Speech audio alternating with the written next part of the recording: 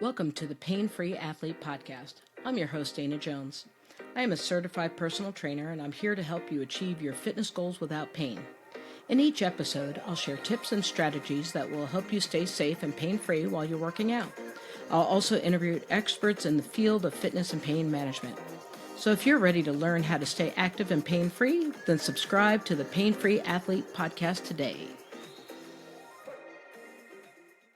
Hi, everyone, and welcome to the Pain-Free Athlete Podcast. I'm your host, Dana Jones, and today I am joined by Roscoe Kirby. Roscoe is a computer vision engineer, the founder of Roscode Tech, the host of the Muscle Growth Podcast.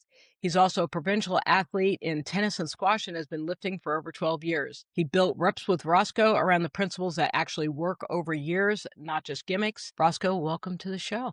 Thank you so much for having me. I really appreciate it. And I look forward to our discussion. I'm excited because I know that you've been lifting and you've been kind of using yourself as your own kind of science experiment, and you are very deep in the research.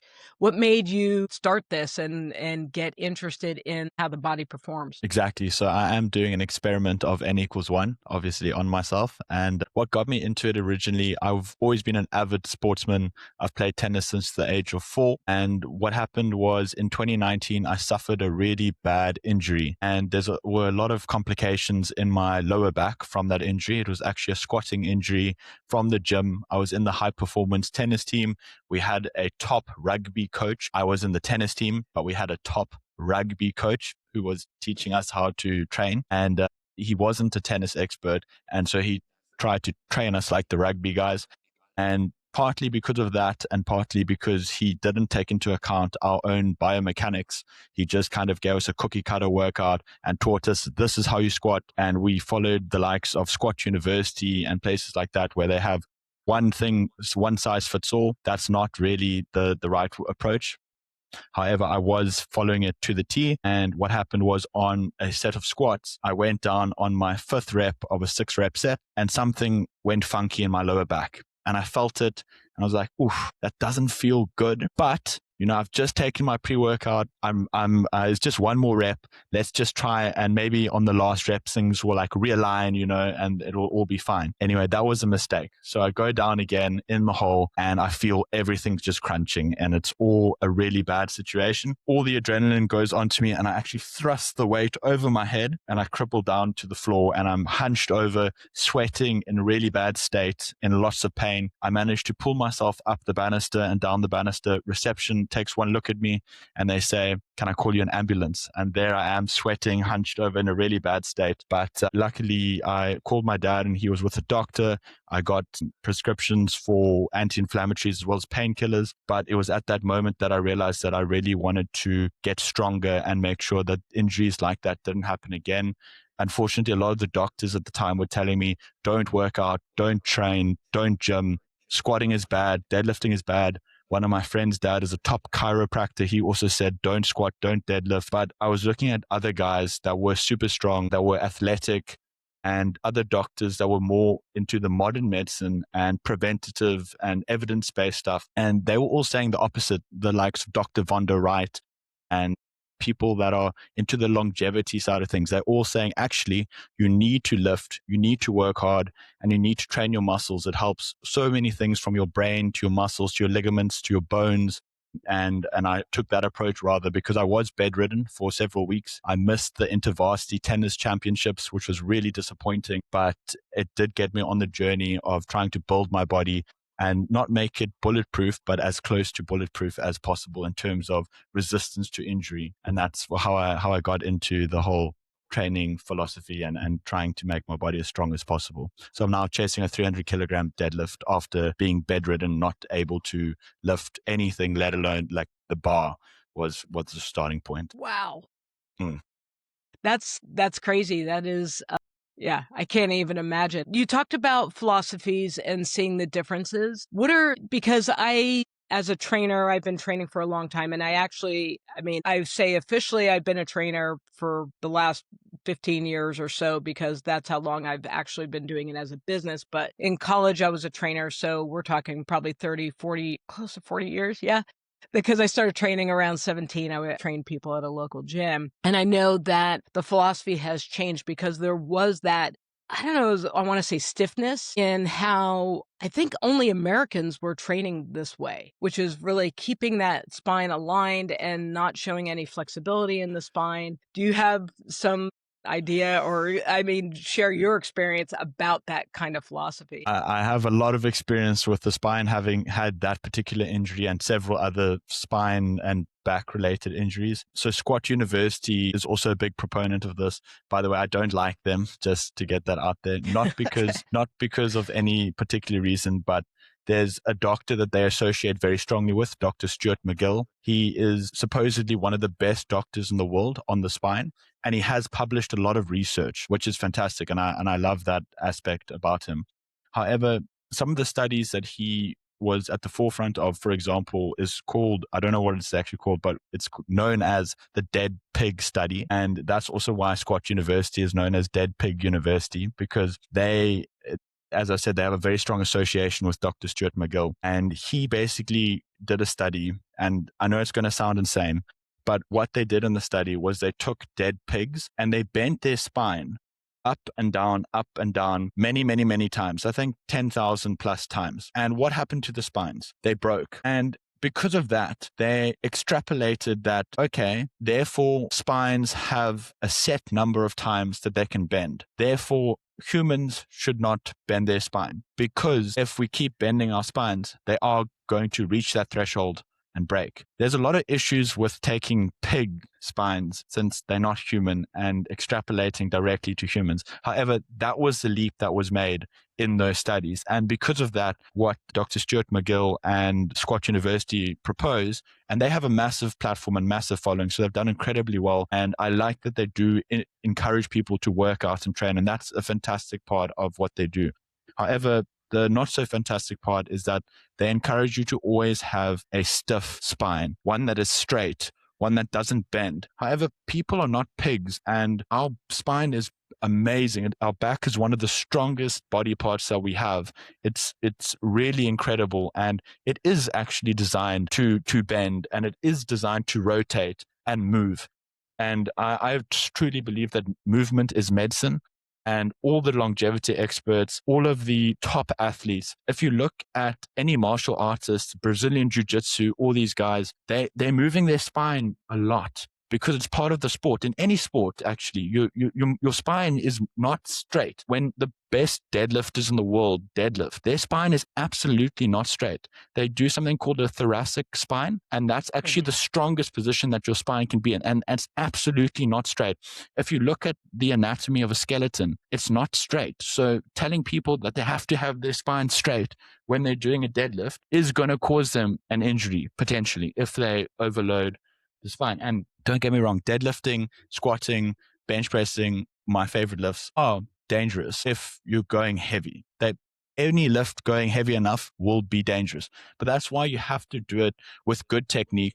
And good technique does not include having a straight spine. That is horrible, horrible technique. If you look at the strongest people in the world, none of them have straight spines. In different lifting, it's slightly different. For example, in weightlifting, professional Olympic lifting, then that is slightly different. They do actually have quite straight spines, but that's because it's a very different lift. And in terms of the way to get a stronger back, it's to do the tough lifts like the Zercher squats, the Zercher deadlifts, the regular deadlifts, squatting. That's how you build resistance to injury. And telling people, which is also what Squat University says, is don't, if you're injured, if you're in pain, don't work out, don't do these kinds of things. And I'm here to tell people, please don't listen to that advice. You need to be training. And I'm not saying to go hard. Don't push through the pain. That's also not good You need advice. to articulate your spine. You need to, exactly. You need to be using it. Movement is medicine. Do what you can. Say, for example, you've broken your left arm. I'm not saying now work out your left arm. Work out your right arm and your legs and everything that you can until your left arm is in such a position that you can start using baby weights and then progressively overloading back to strength. And I think that's the ultimate message for people is, if you're injured, I'm really sorry about that, but it is a big part of life. And every single athlete that you know has almost definitely had some kind of injury that they've had to overcome. And the way they overcame it was probably not by just resting. And I think we chatted a little bit about rice previously. Well, I was The going to ask rest, you about yeah, that. yeah. But Yeah. before we get started, Yes. because Sorry, one Sasha, go thing, for it. because I'm such a statistics weirdo sometimes when it comes to this stuff. And I always remember when I was in graduate school, we had a conversation about how if you look at the statistics that people get hit by cars when they're crossing the street, more people get hit in the crosswalk than they do get hit when they're jaywalking. And of course, the mentality is that when people are jaywalking and they're running across the street, they're more alert, right? They're looking left and right. And so they know they're taking a chance and they're trying to make sure that they stay safe. A lot of times when people are in crosswalks, they don't pay attention, right? Because they think that there's some invisible wall that is going to protect them from getting hit. And of course, we know that most accidents occur at corners and not necessarily in straightaways. So going back to the pig study, how do you get pigs to bend and articulate 10,000? You don't. They don't naturally do that. And I think So were they alive? no, they were dead. They were Okay, dead. so They were how dead can you pigs. compare dead pig muscular motion You and can't. spine articulation to a human that's You alive? can't. You Okay. cannot compare. And that's the baffling thing is that is what they did. They took And that's a what we believe. And that's what's yeah. like so freaky for me because as a trainer, that's what I was taught. But at that time, I Yes. was, 17, 18 years old, and I wasn't smart enough to And ask the question of and where did you get this information from? yeah. Because we know even Yeah. humans that are dead do not move their bodies at all And not compared 10,000 to, times instantly. yes. Yeah, no, exactly. Like you said, it's a baffling thing that they did that. And then they said, therefore, humans should not do that. And the other thing that's also important to note, for example, one of my friends whose father is a top chiropractor, and I went to top chiropractors, I went to top doctors. The funny thing, every single one, I went to no fewer than 10 of the top specialists in South Africa. Every single one of them, this is for a different injury, but every single one of them had a different diagnosis. And it That was sounds like, about right. okay, wow, you guys clearly are all guessing. I went to the top bios, top physios, top doctors, top specialist doctors, sports doctors, orthopedics, all of them. And it was actually injury in my arm. Some of them said it was in my wrist. Some of them said it was in my forearm. Some of them said it was in my bicep, tricep. Some of them said it was in my shoulder. Some of them said it was actually from my neck. Because when I was playing tennis, I was swinging my neck. Not that they'd watched me play tennis. They were just, that's what they were going for. Anyway, it was an injury somewhere in my arm. None of them could decide where it was. But what I was trying to say was the medical professionals often see injuries from deadlifting, from squatting, from bench pressing. And therefore they see these people coming in a lot. So then they say, hey, lots of people are getting injured deadlifting. Why don't you just stop deadlifting? And then you won't get injured and I won't be seeing you as my patient. Or you're But the thing avoiding. is, you're avoiding the injury. And the thing is, I think that's terrible advice because you can get injured slipping in the shower. You can get injured sneezing really Stepping hard, off a like curb. stepping off a curb, anything. And the resilience to injury is going to come from building strength in those positions. If you want to get strong at deadlift, then you have to deadlift. Like there is no other way to get strong at deadlifting. Same with bench press. If you want to get strong at bench press, it's a skill. And the only way to improve the skill is to do it repeatedly.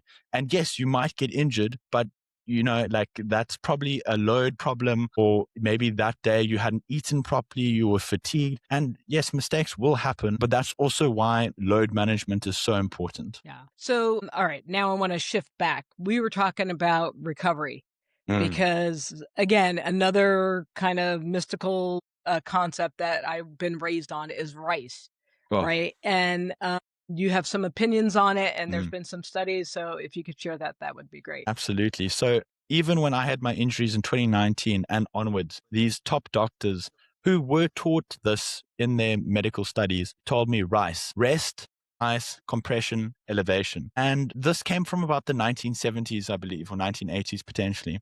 And the doctor who came up with it actually came out in 2015 and said, hey guys, I'm sorry, this will not help you heal from an injury. So he retracted that in 2015 on the record officially and apologized, which I think is fantastic.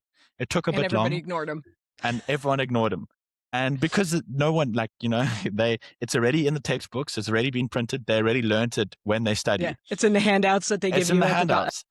physical Exactly. therapy. And they're Yeah. not going back to class 20 years after graduating saying, hey, where are the updates? I don't know, there maybe should be some kind of system, but doctors are so busy. They don't actually have time to be keeping up. Some of them do, and kudos to the ones that do, and the physios and the bios and the professionals that do stay up to date. But unfortunately, we know that ice is going to literally constrict your blood vessels, which means that less nutrients are going to be getting to the injury, to the site, to transport nutrients needed to help you heal. So we know ice is definitely a bad idea. Same with ice baths. Everyone, that's the rave and the longevity culture, is these icing after heavy workouts, which is really going to be bad for your muscle growth and your hypertrophy. Sauna or heat is actually a much better idea because it actually expands the vessels and will help you recover faster.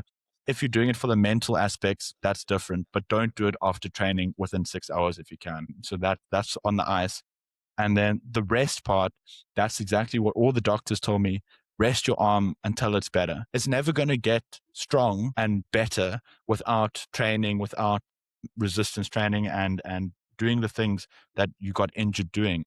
So one of the best things I can say is you do need a rest initially, for sure. If it's painful, if it's inflamed, let the inflammation die down a little bit and make sure that it's not necessarily comfortable, but you're able without too much pain to do limited things. Start doing what you can. And then, as you mentioned, let it progressively overload until you get your strength back. And then you can start playing the sport that you injured yourself with, but at a tempo that's not going to be burdensome and further make you more injured. That's counterintuitive to do it that far. But movement is medicine. And that's why instead of RICE, there's a new acronym, MEAT, which is movement. And there's a few other ones. I can't say the one's name, so I'm not going to even try, but look up MEAT instead of RICE. And it's all about movement. It's all about making sure that it's not too painful, but about, instead of going from RICE, try the MEAT method for recovery. It's much better. Yeah. And I know there's some aspects where the ice has worked. I know for us with American football, when there's been some cervical injuries, they've done ice IVs for a lot of the athletes to stabilize them before they have to transport them, or make sure that they can do a surgical procedure without inflammation really causing more damage. But on the whole, I mean, if you don't have an obvious issue that ice is going to damage, and I've seen more ice injuries from people like not icing properly, or just putting it on their straight skin, or doing ice too much. And I'm a huge advocate of the sauna. I just feel, and for all I know, it's not good for you. 10 years from now, people are going to be like, it was horrible. You should have never sweat out those toxins and whatever. But I mean, I think it's something that accompanies our body and what we naturally do, right? When you're exercising, you sweat. And I think being in a sauna, especially, depending on your comfort level, what type of sauna, the length of time, whatever, you always feel better. I don't think I've ever left a sauna and went, wow, I feel like crap. Like, I've always left and said, I feel fantastic. So, yeah, sorry, go ahead. I was going to say, I'm exactly the same, and I absolutely love the sauna. I have felt really bad the one time after the sauna where I actually did pass out, but that was because I pushed it to the extreme. So I'm not suggesting do that. But on the studies for the sauna, you said maybe in 10 years they'll come out and say, no, this is bad.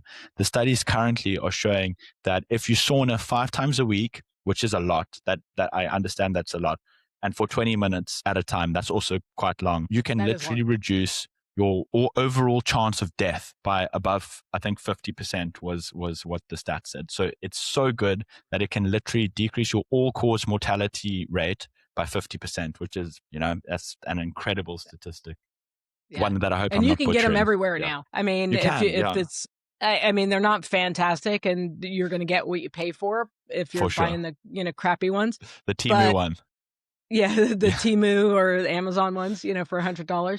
But, you get your money's worth out of it, and, you do your thing. So I want to ask you about, because also part of our philosophy is we do a pre-stretch or, before we work out, and then we do a post-stretch.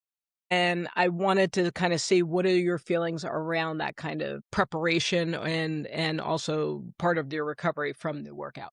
So I definitely don't want to bust anyone's bubble on the stretching, and if stretching works for each individual, then that's great. From what I understand about stretching is it actually can be counterintuitive on muscle growth. If growth is what you're looking for, then it can actually inhibit your ability to grow muscle. And I know it sounds a bit weird, but what I'd recommend doing instead, at least for the pre-exercise, is rather getting the blood flowing, doing something like an elliptical or if you're training legs and doing a run, a 5-minute run or something, or a cycle, just to get the blood flowing. And I think that would be a better way to calibrate the body to do training. And then if you want to do stretching, I think the best thing to do would be a dynamic stretch, much rather than a static stretch. And that's from what I believe the evidence to be. It agrees that dynamic stretching is a lot safer and a lot more beneficial than just static stretching, which can actually inhibit the body's ability to recover. Yeah, I've been doing so when I typically set up my programs or whatever, I do the dynamic stretching to start off with after a few minutes of warming up the muscles. And then afterward, I used to do static stretching, but I started listening really to Ben Patrick. And so now more of the stretching kind of happens during the workout as a part of the workout. And it's that weighted resistance. Brilliant. And I have one client who I have opened up his hips. Brilliant. Insane. Like, you know, all the stretching in the world. This guy's been a client for 14 years now, 15 years. And all the stretching in the world could not get this guy's hips open. And doing more of the weighted resistance stretching Fantastic. has, like, he sees immediate results. Like, he could touch his toes, and it lasts. It's not something that's like, okay, that felt good because I just did legs, so I'm just going to pull on my, foot for Exactly. 5 minutes or whatever and be done. But actually sitting in a butterfly with, some A little weight to 20-pound help. dumbbells on his knees and letting it just open stuff up has really helped him a lot more in terms of mobility and flexibility. I love to hear that. So well done for you for implementing something that works so well for your client. Well, I'm trying to do, I don't want to say like, oh, you need to keep your back straight. No, don't keep, I don't no. want to run myself out of business. I want to keep doing good, doing the research and looking at what's happening. And also, for me, it's easy because I work individually with people. So it's more of a conversation because what works for you may not work for the next person. So I'm not necessarily a huge component of that cookie cutter workout because I've seen it not work. And I was in the military and that's all they do is cookie cutter. Cookie cutter, 100%. Wow. And, we hated it. Because you it'll can work do a great bunch for of some push-ups people. and I can't do a bunch of push-ups. Yeah, cookie But cutter. now and the they've thing is, changed. The military has changed their whole thing. So what I used to do back in the 80s, they don't do anymore because now they're doing the farmers carries, they're doing sled pull, like they're doing deadlift, they're doing all different things now to show overall strength, as opposed to when I was there, it was just push-ups, sit-ups, and a 2-mile run. I love that they've made that adaptation to the newer research. That's amazing for the military. And I think the people there will be benefiting hugely. And I'm sorry that you had to do the typical push-ups, sit-ups, 2-mile run. But I'm very glad to hear that they are actually moving forward and doing deadlifts and strength training properly. And I'm not saying that push-ups are bad. I think push-ups are fantastic. And running is also really good as long as it's done in moderation. But that's really interesting that's the U.S. Army, I assume. Yes. Yeah. Wow. Well, that's amazing news. That's very cool. So a part of your reps with Roscoe, you have programming for longevity. Yes. Right. You have your 3 programs. Can you explain what those are? Absolutely. So the main aspect of reps with Roscoe is health and longevity, or the 3 pillars. So it's bigger, stronger, better. The bigger being muscle hypertrophy, the stronger being strength and performance, and then the 3rd pillar, better, being health and longevity. And the health and longevity is really the reason that I started the Muscle Growth Podcast. And obviously, muscle is the organ of longevity, and hence the name, the Muscle Growth Podcast, being all about health and longevity, but also the other aspects, the hypertrophy, as well as the strength and performance, which is, it's all a very holistic view of trying to be as healthy as possible for as long as possible, and extending not just your lifespan, but your health span. Fantastic. So if I am a triathlete and I'm trying to get back into racing after having an injury, what would you suggest? It depends entirely on what the injury was and how severe, but taking a little rest to let the inflammation go down and giving your body some time to recalibrate. And then as soon as you're not pain-free necessarily, but as soon as you're capable of doing limited exercise, to get back into the gym, to start doing some rehabilitation and eventually slowly building up your endurance and your strength back to the level that it was pre-injury. That's the ultimate goal. And also just taking time to get better slowly and listening to your body. If it's too sore, don't rush. It's going to be a painful process in terms of the time, but it's a much better to do it slowly rather than to speed run it and then just come back with another injury. Because then each time you get injured, the process might be even longer to recover. I feel like that's a big issue with a lot of athletes is that we get hurt, whether it's a knee injury or an ankle injury or something that's not terribly big. And we're like, well, I feel better now, so I'm just going to go back to the level that I was. And it sounds like that's probably not the best place to start off with. Definitely not starting that. But if you can go straight there, then you're clearly not at your peak. Because if you can be peaking and then get injured and then you're immediately back to your peak, I don't think that was your peak. Yeah. That's pretty funny. So you have your programs and you have your podcast. And so after doing all this research and whatever, how do you feel or what do you feel like athletes struggle with the most? Is it motivation? Is it consistency? Like, what do you think? So I think it's very dependent per athlete. I think everyone's very unique and individual. I think there definitely can be motivation problems where, especially athletes that have been doing things for so long, especially ones that were kind of burdened with their sport as a child from their parents, perhaps. I think then there's a lot of burnout in those cases. But I think for the athletes that get to the top, like win Olympic gold medals, I don't think they have a single second of motivation issues because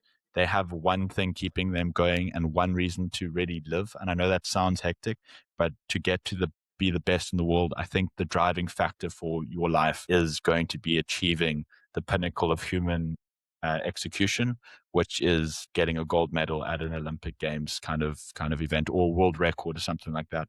And I think the majority of those record holders and those athletes are very determined. So I don't think motivation is a problem. I think maybe circumstances might be a problem, things like monetary issues and injuries and those kinds of things.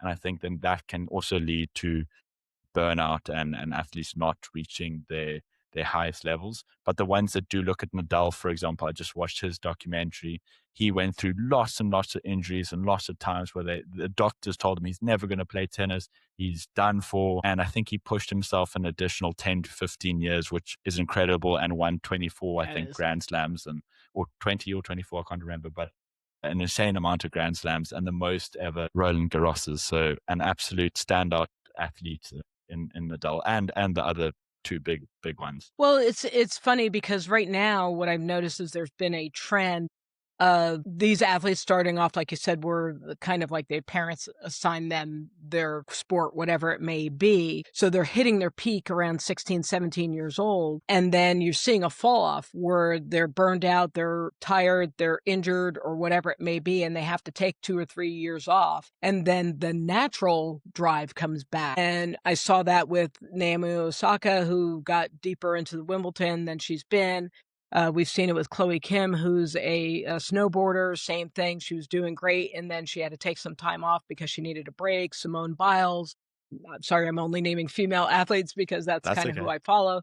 But we're seeing that a lot more is that because they push so young, and I was even seeing it in coaching, that I was coaching kids that were 16 years old. I'm like, come on, let's go play, softball for the summer and do some tournaments. And they're like, no, dude, I'm tapped. And I didn't realize like they've been playing since they were 5 and they've never had a summer off and they just needed to be a kid because we're just constantly pushing. And so I'm hoping some of it will change. Like you said, if you're an elite athlete, you're just going to do whatever you're going to do. I can't imagine the pressure. And even you're talking about Rafael Nadal, because I did not watch that documentary, but I did watch the one with Martina and Chris. And I think it's very interesting because they talked about how they pushed each other. But you have 2 of the most iconic tennis players on the planet, and they both ended up with cancer. And you have to wonder what that's like because of you could say, yes, you have the gene and yes, you're going to get cancer that way. But it makes me wonder if since you're under stress at the age of 2, 3, 4, whatever years old that your parent puts a racket in your hand, like how does that translate later in life?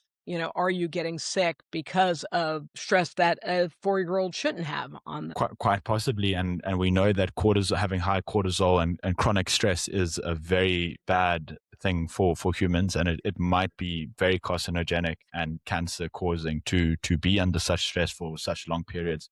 However, I do also think that it's worth noting that being under stressful situations and high pressure situations, like playing tennis, like playing any sport at a high level, I think is also fantastic for your neural development and your brain development, and the ability to handle stress. I think is something that's very important in the modern day world. And I think it really does separate the people that execute well to the ones that don't. Their ability to carry on and do things that are very stressful. And I think that playing sport from a young age is a superpower, and I think that everyone should be encouraged to do it. Find their sport. I think that the children should be able to choose the sport they want to do, and that schools should be more open to doing more sports rather than or letting their kids do sports at clubs and stuff, rather than forcing children to do a specific 2 or 3 sports that school offers. I think that's something that needs to change, and be open minded about what defines a sport and what the children want to do. I think that's going to be the way forward. Yeah. I mean, we know, even as an educator, I know that play-based learning is a lot more effective than me sitting in front of a classroom and lecturing kids. And if you can go out and apply the principles out in the world and out in the air and the sun and all that kind of good stuff, then you're definitely going to benefit a lot more than sitting in the classroom under artificial lights reading a book that you don't want to read. So, Exactly. I couldn't Roscoe, agree this has been a more. great conversation. Where can people find your programs, your podcast, your coaching? So the program is, I actually wrote a book. It's called The Practical Guide to Creating Your Best Gym Program. It's very on the nose. You can find it at repswithroscode.com, and then my podcast at themusclegrowthpodcast.com. So it's all very, very simple. And thank you so much. I've thoroughly enjoyed our conversation. Thank you.